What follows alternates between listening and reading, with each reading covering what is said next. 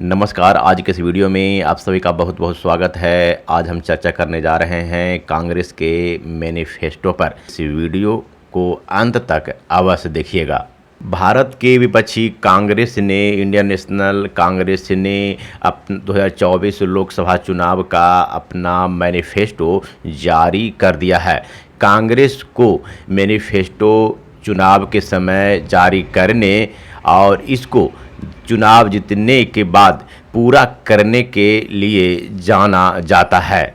यह सिद्ध हो चुका है कि कांग्रेस जो चुनाव के समय जनता से वादा करती है वो चुनाव जीतने के बाद पूरा भी करती है।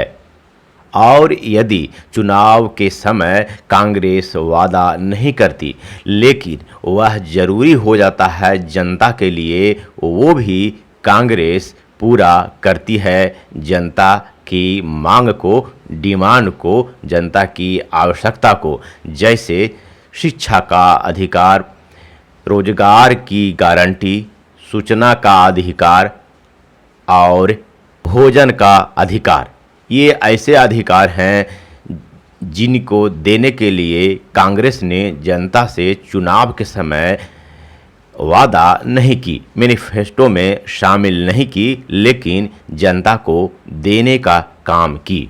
2024 लोकसभा चुनाव में कांग्रेस ने अपने मैनिफेस्टो में संविधान के हर एक नीतियां को पालन करने का प्रयास की है। दूसरे शब्दों में कहें तो संविधान के विरुद्ध जनता से एक भी वादा कांग्रेस ने नहीं की है अपने मैनिफेस्टो में।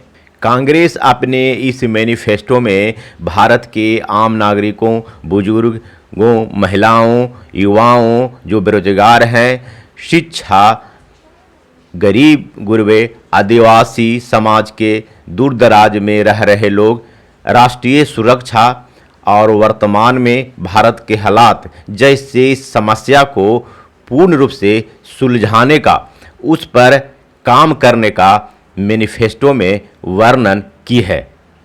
युवाओं के लिए पहली नौकरी पक्की होगी। हर शिक्षित युवा को 1 लाख की अप्रेंटिसशिप का अधिकार होगा।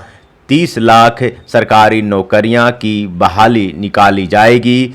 नौकरी परीक्षा में जो पेपर लीक हो रहे हैं उसे रोकने के लिए नए कानून बनाए जाएंगे। गीग वर्कर के लिए बेहतर व्यवस्था की जाएगी। सुरक्षा की व्यवस्था की जाएगी। युवाओं के लिए 5,000 करोड़ का नया स्टार्टअप फंड की घोषणा कांग्रेस ने की है। महिला के लिए गरीब परिवार की एक महिला को हर साल 1 लाख रुपये दिए जाएंगे।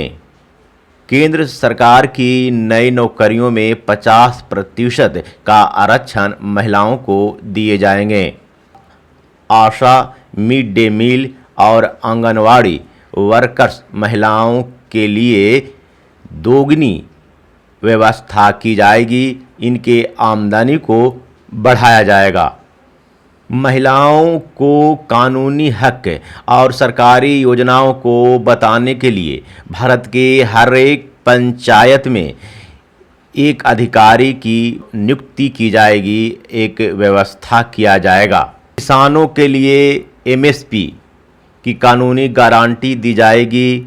स्वामीनाथन के फार्मूलों को पूर्ण रूप से लागू किए जाएंगे। किसानों के कर्ज को माफ़ करने के लिए परमानेंट आयोग का व्यवस्था किया जाएगा। इनके फसल बीमा को 30 दिन के अंतर्गत पेमेंट करने की व्यवस्था की जाएगी। किसानों के सलाह से नई इंपोर्ट और एक्सपोर्ट पॉलिसी बनाए जाएंगे। किसानों के जरूरी सामानों पर GST नहीं रहेंगे की घोषणा कांग्रेस ने अपने मैनिफेस्टो में की है। श्रमिकों के लिए कांग्रेस ने अपने मैनिफेस्टो में 400 रुपये मजदूरी कर दी है 1 दिन की, और यह मनरेगा मजदूरों पर भी लागू होंगे। 25 लाख का हेल्थ बीमा कवर होंगे, मुफ्त इलाज होंगे, अस्पताल, डॉक्टर, टेस्ट, सर्जरी आदि फ्री में होंगे। शहरी मजदूर लोगों के लिए भी मनरेगा जैसे कानून व्यवस्था की जाएगी। संगठित मजदूरों के लिए जीवन और दुर्घटना बीमा की घोषणा की गई है। मुख्य सरकारी कार्यों में कॉन्ट्रैक्ट सिस्टम मजदूरी बंद होंगे। भारत में सामाजिक और आर्थिक समानता के लिए हर व्यक्ति, हर वर्ग की गिनती होगी। संवैधानिक संशोधन द्वारा 50% को हटाकर SC, ST और OBC को आरक्षण का पूरा हक दिया जाएगा। जितनी जनसंख्या उतनी हिस्सेदारी। वन अधिकार कानून वाले पट्टा को 1 साल में फैसला कर दी जाएगी। ST बहुल क्षेत्रों में पेशा लागू होंगे। भारत के आंतरिक मजबूती पर जबरदस्त काम किया जाएगा। जम्मू कश्मीर को पूर्ण राज्य का दर्जा दिया जाएगा। अग्निपथ, अग्निवीर योजना को समाप्त करके पहले वाली भर्ती को लागू किए जाएंगे। केंद्रीय सशस्त्र पुलिस बलों में 33% महिलाएं होंगी। सशस्त्र पुलिस बल को आधुनिकीकरण किया जाएगा और इनकी संख्या में बढ़ोतरी की जाएगी। स्कूल फीस रेगुलेशन कमेटी बनाए जाएंगे। इसके लिए राज्य सरकार को प्रोत्साहित किया जाएगा। कक्षा 9 से लेकर कक्षा 12 तक के छात्रों को समान अधिकार के लिए स्मार्टफोन दिए जाएंगे। नागा समूहों के साथ फाइनल समझौता व व्यवस्था की जाएगी। आंगनबाड़ी कार्यकर्ताओं की संख्या दोगुनी होगी। करीब 14 लाख नौकरियां दी जाएंगी। लद्दाख के जनजातीय क्षेत्र 6ठे शेड्यूल में शामिल होंगे। पुडुचेरी को पूर्ण राज्य का दर्जा दिया जाएगा।